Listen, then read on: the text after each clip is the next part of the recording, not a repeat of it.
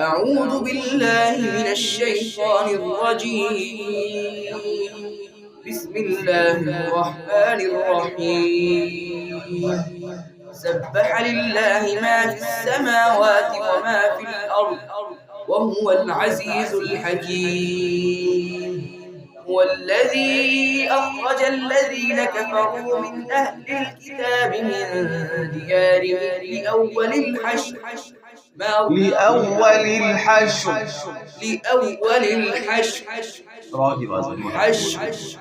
ما ظننتم أن يخرجوا وظنوا أنهم مانعتهم حصونهم من الله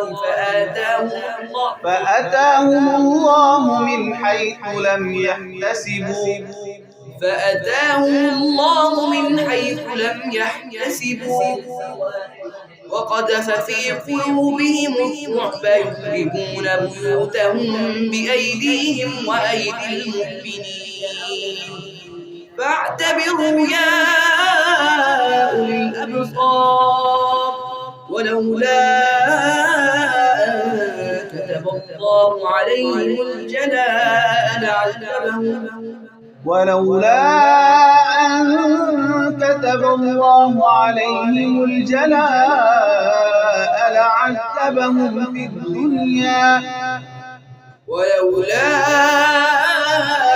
أن كتب الله عليهم الجلاء لعذبهم في الدنيا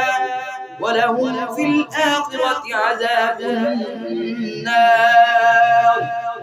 ذلك بأنهم شاقوا الله ورسوله ومن يشاق الله فإن الله شديد العقاب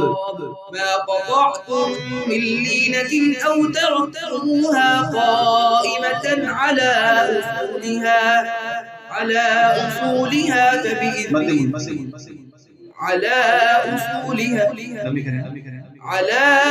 أصولها فبإذن الله وليخزي الفاسقين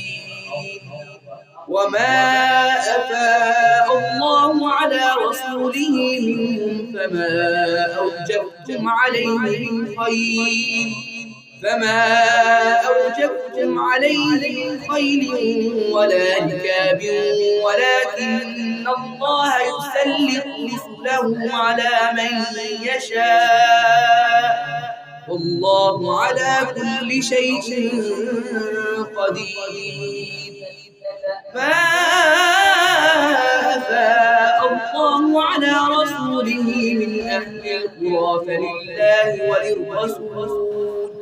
وللرسول ولذي القربى واليتامى والمساكين وابن السبيل كي لا يكون دولة بين الأغنياء منكم وما آتاكم الرسول فخذوه وما نهاكم عنه فانتهوا واتقوا الله إن الله شديد العقاب للفقراء المهاجرين الذين أخرجوا من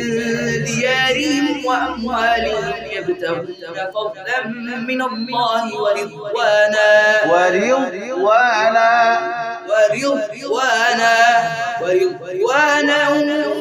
وينصرون الله ورسوله أولئك هم الصادقون والذين تبوأوا الدار والإيمان من قبلهم يحبون من هاجر إليهم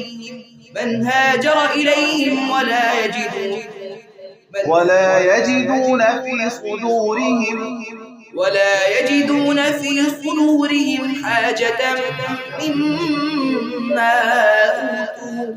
مما أوتوا ويؤثرون على أنفسهم ولو كان بهم خصاصة ومن يوق شح نفسه فأولئك هم المفلحون والذين جاءوا يقولون ربنا اغفر لنا ربنا اغفر لنا